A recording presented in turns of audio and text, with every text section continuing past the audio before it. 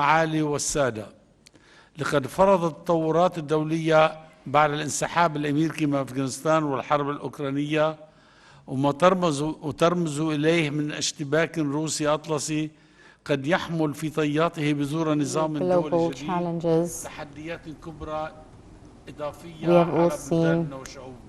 Lots of new challenges facing our countries and our peoples. It's not just about food security and energy, but also we're talking about, we're looking at the latest geopolitical scene and its restructure. We've seen the Arab foreign ministers speaking about their awareness of these challenges in order to address them and how to deal with them in a joint and unified manner in order to watch out for our own countries and our peoples. We confirmed the need to non-politicize international organizations.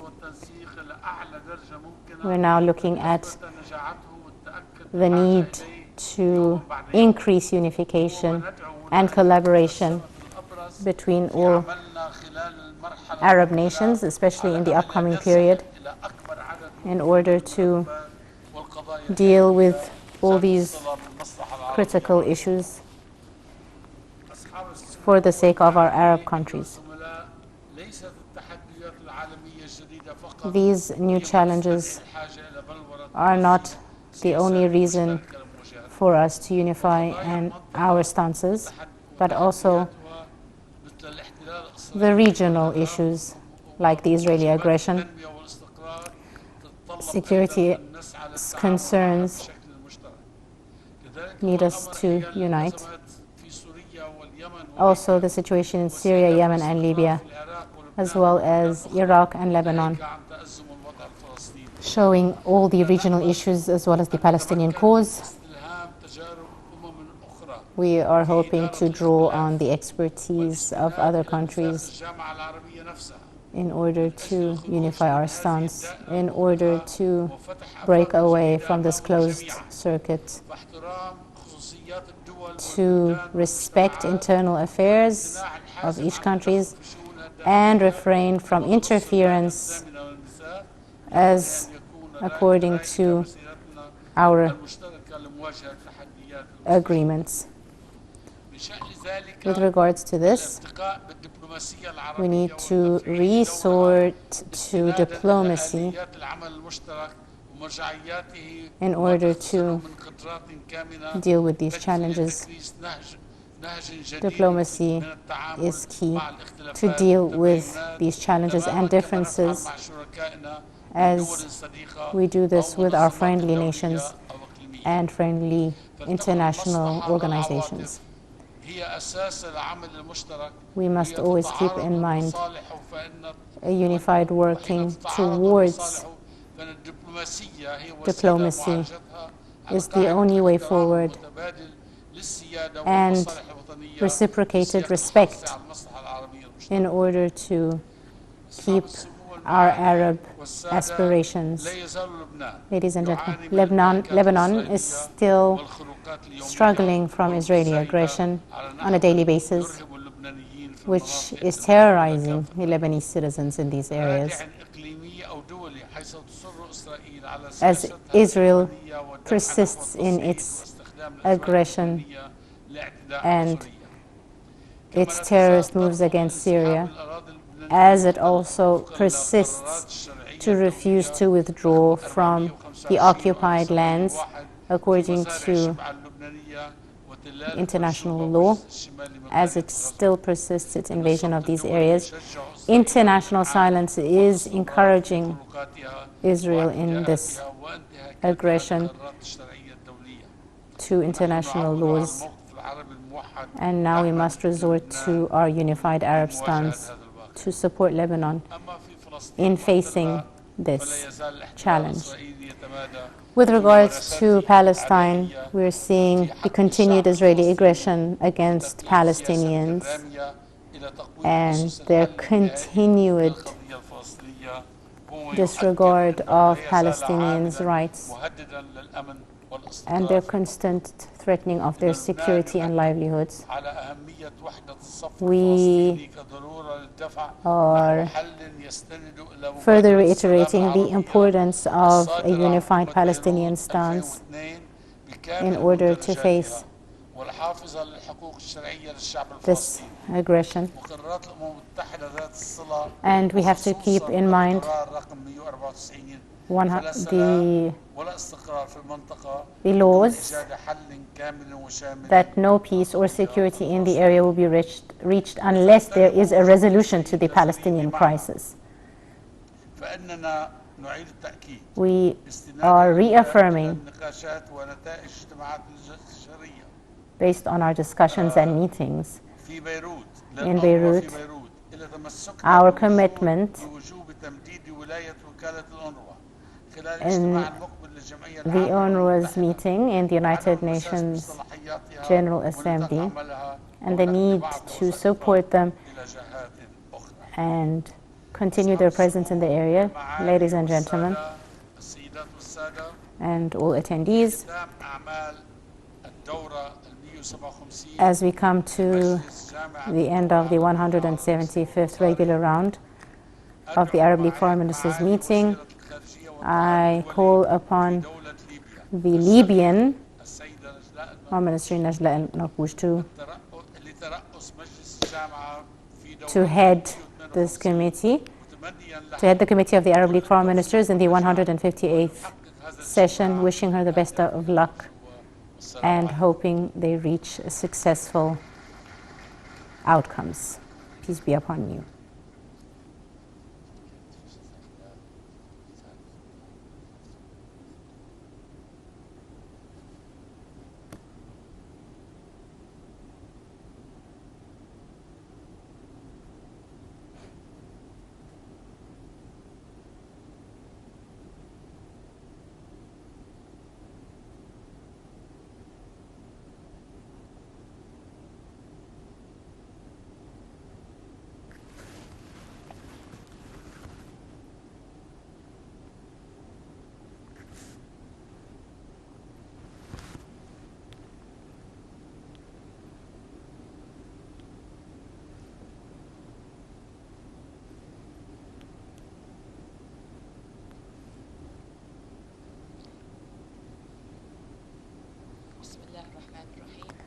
Peace be upon you in the name of the Almighty. Ladies and gentlemen, and the ministers, Secretary General of the Arab League, Mr. Ahmed Abul Ghait, Mr. Philippe Lazzarini, the United Nations Envoy to UNRWA, Ms. Tenga Fagon, Slovenia's Foreign Minister, greetings to you all. Greetings full of hope from our Arab peoples in order to increase collaboration between our Arab nations.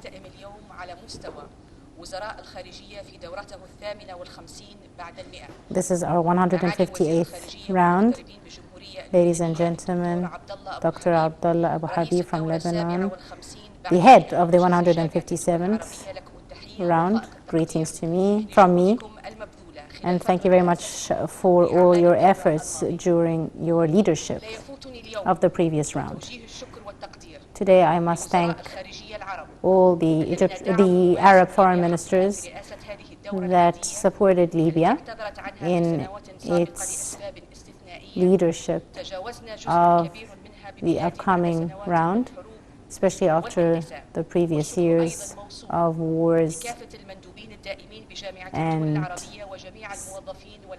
I'd like to as well thank all the nations, especially to the Arab Republic of Egypt and its peoples, and the Foreign Minister of Oman for joining us today, and Somalian Foreign Minister, thank you very much for being with us today. Ladies and gentlemen, I now call the 158th regular round of the Arab League Foreign Ministers open.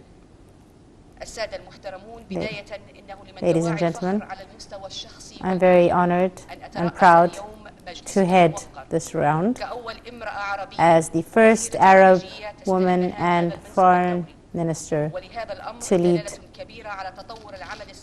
this round, to show how we have developed politically, especially for Arab women.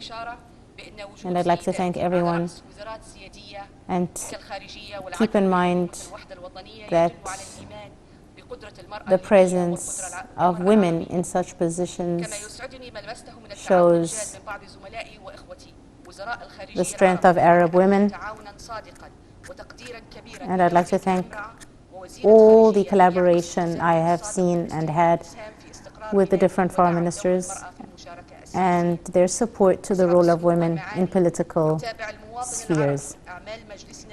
Today, we will be discussing many regions, many Arab countries, and as a result of the international scene and global challenges, as well as the regional issues, today we meet. As over the last 10 years, we've seen a jump in the number of refugees and immigrants to millions all around the world as a result of the instability in the region. Today we have to take responsibility of returning security and stability to our nations and our peoples in order to face the challenges that our peoples face.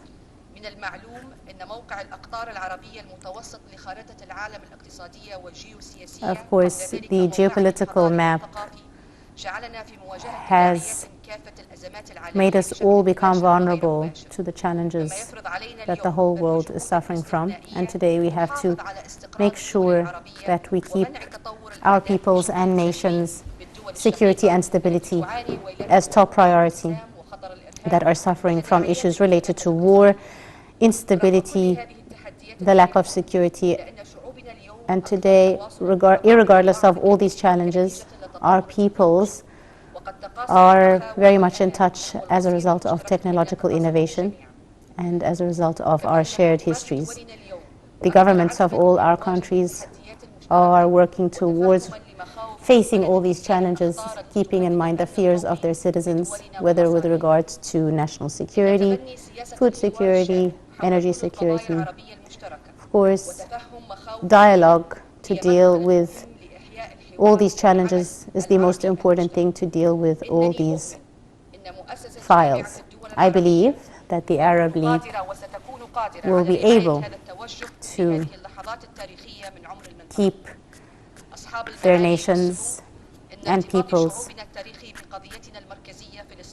hopes and aspirations alive, and we are being asked to deal with issues, especially the latest Israeli aggression to Jerusalem,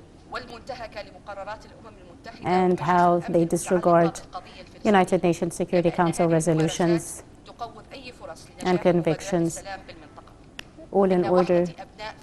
The very important unification of Palestine is the best solution to deal with the Israeli aggression and establish peace in the Arab region. Today, we are calling upon all our Arab nations and brothers to deal with all these issues, to keep in mind the latest situation in Yemen and Saudi Arabia.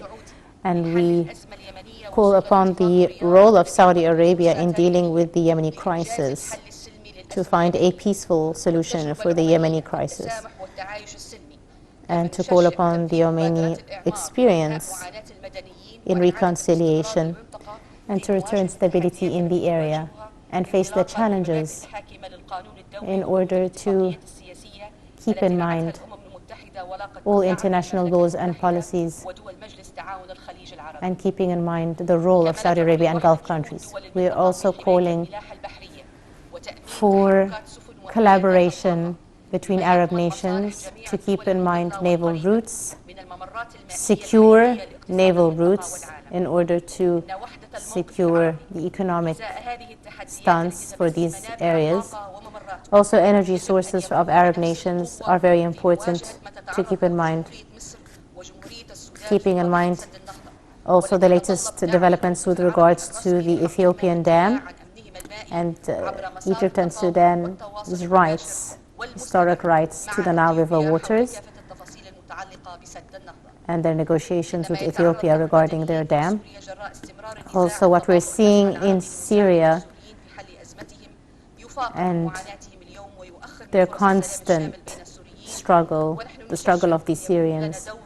And I call upon us to have a greater role in looking for resolutions for countries like Syria and other countries in the region. Ladies and gentlemen, the most important look for our Arab policies is a call for dialogue and unification instead of division, as well as keeping in mind each other's interests for mutual benefits.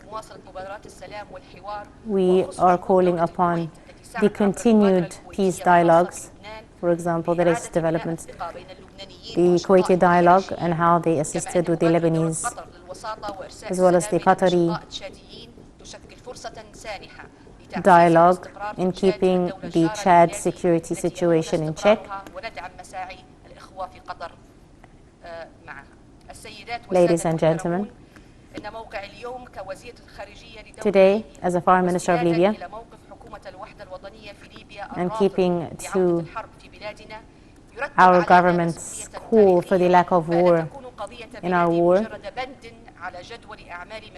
I must make sure that the Libyan issue is not just an issue on the agenda of our meetings, but rather a priority. And through support from the Arab nations, we're hoping to have our national elections held under the full veil of the law and international law to fulfill the will of more than 2 million Libyans who are hoping to embark and take part in these elections. It is enough what the Libyans have suffered with regards to war, instability, and internal interference from external nations in our country's affairs. At the same time, we believe in our people's right for peace and stability in our countries. We are hoping that we can manage all these crises and find solutions through dialogue to cater for our peoples and citizens who are hoping for a solution and to have our elections held on time in order to reach a stability,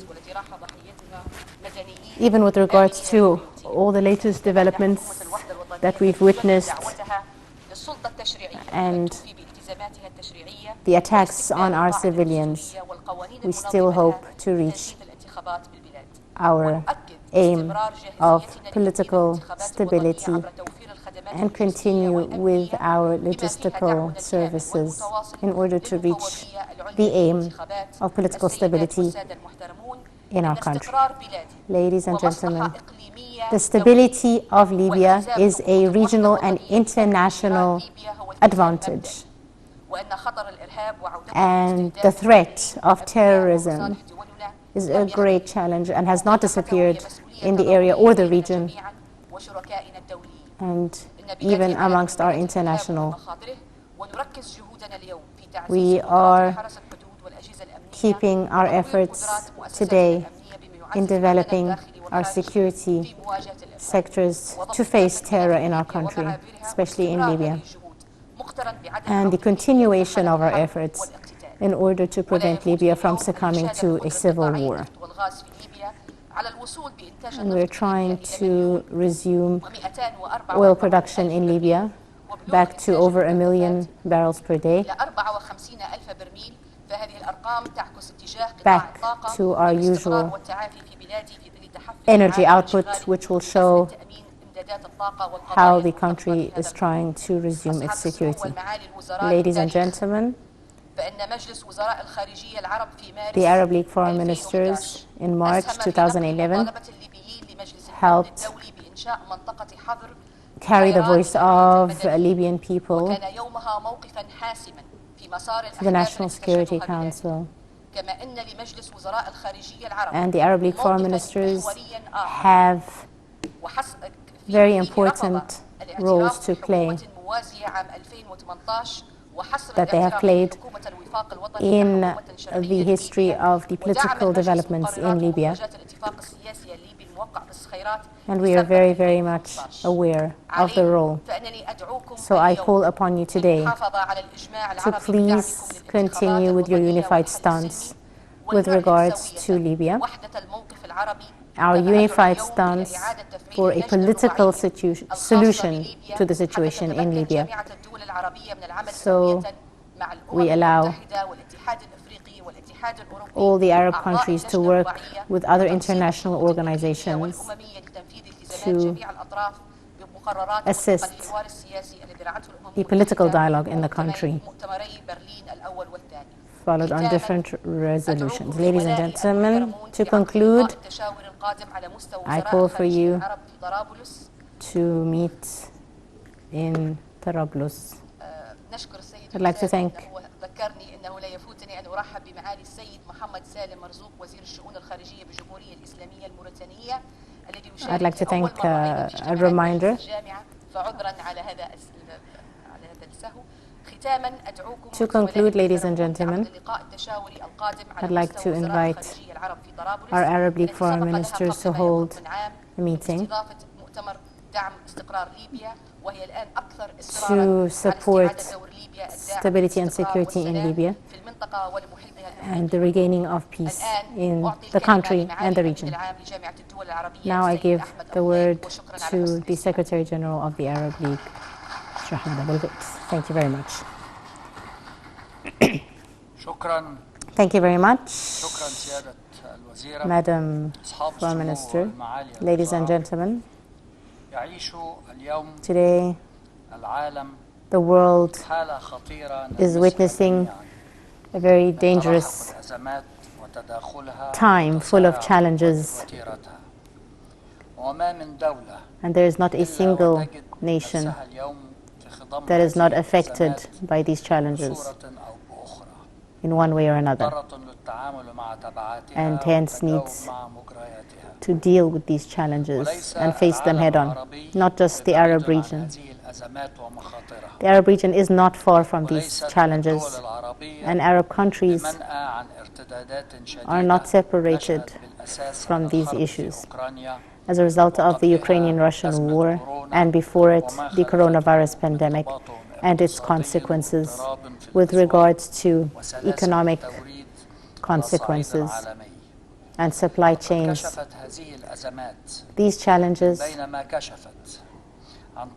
have shown us how interconnected the whole world is with regards to energy, food security, climate change. All these are very important issues that are interrelated, and they're all related to global security and relationships between nations all around the world. Here in the Arab region,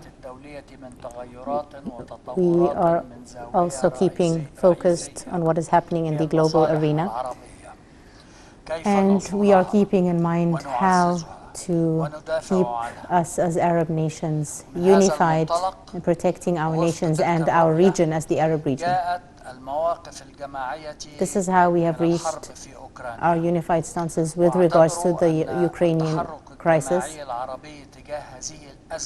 and the way we have dealt with this global crisis. As we paid a visit to both sides of the war,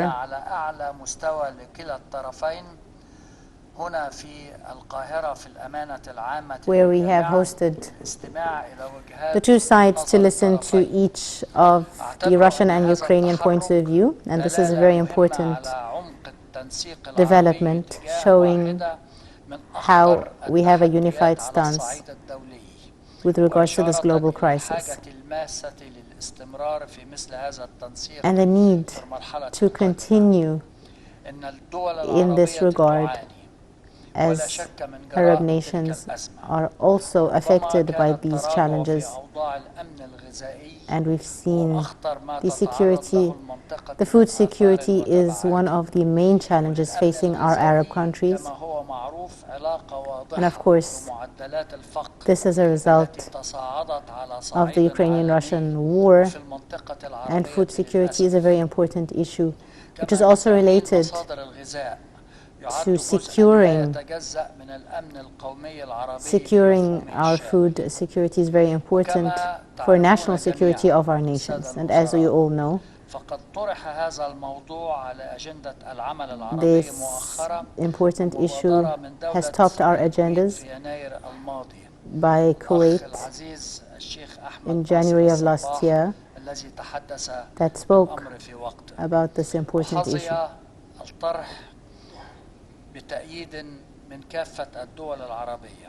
And all the Arab nations supported the need for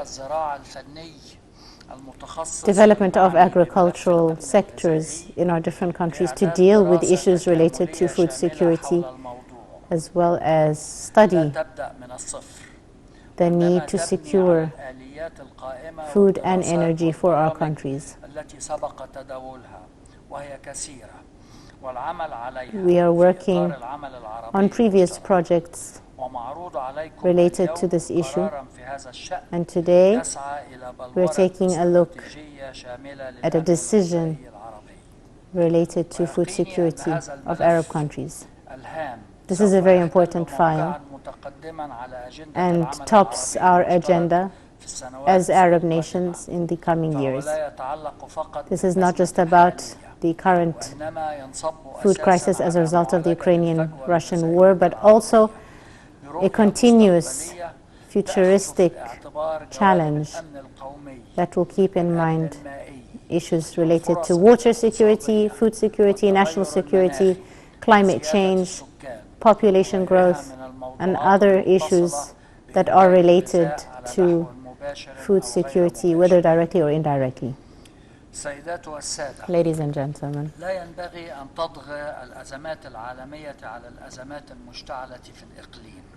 the global crisis should not cover up on the regional problems that we have that need political solutions.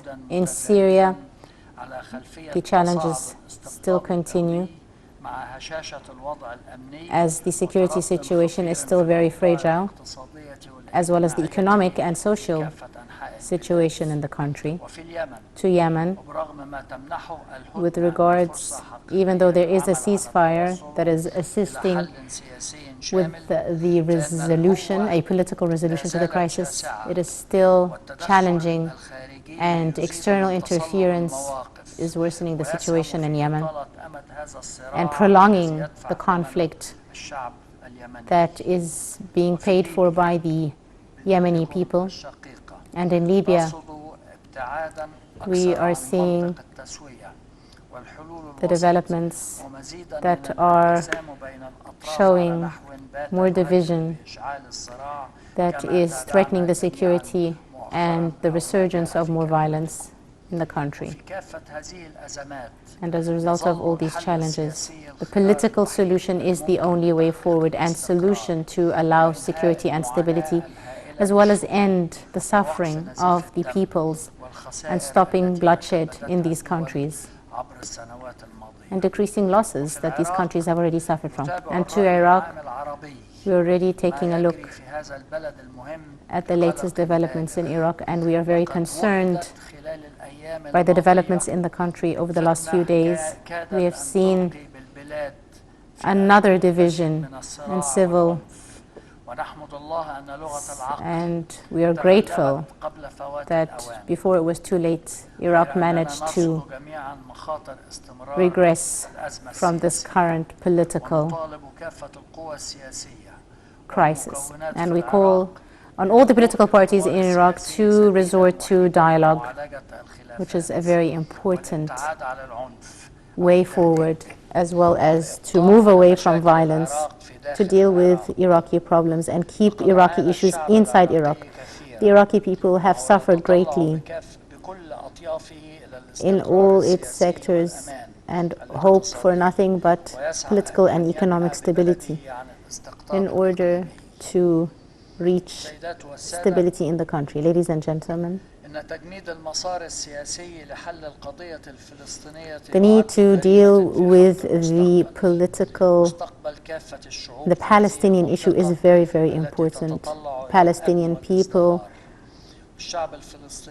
are the most affected, and they have a right to planning for their futures, yet their sons and daughters are suffering from their occupation and racism towards them, as Israeli aggression continues even under the eye of the international community to terrorize and occupy Palestine.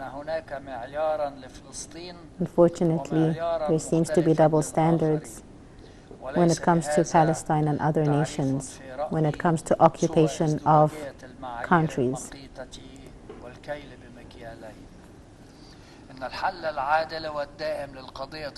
The only solution to the Palestinian cause is the end of the occupation and the establishment of an independent Palestinian state is the most important key for the stability of this area in the long term. And the ignoring of this crisis does not mean it has disappeared. On the contrary, this is a live and constant cause that will always be a main priority for Arab nations and for the Palestinians till they reach a resolution under international law. Finally, the Arab nation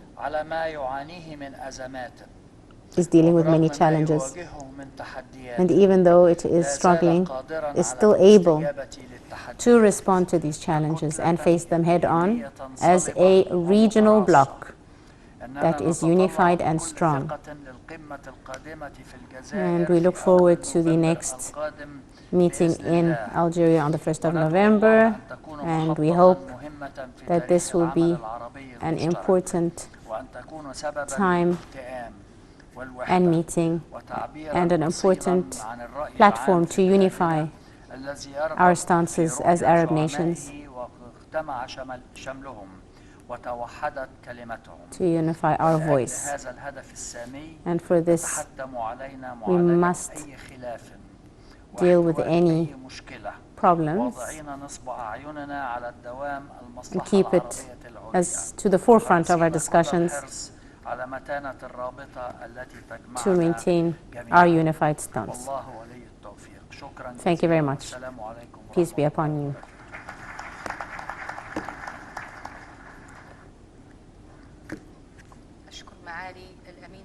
Thank you very much, Secretary General. Now to Mr. Philippe Lazzarini, the UNRWA envoy.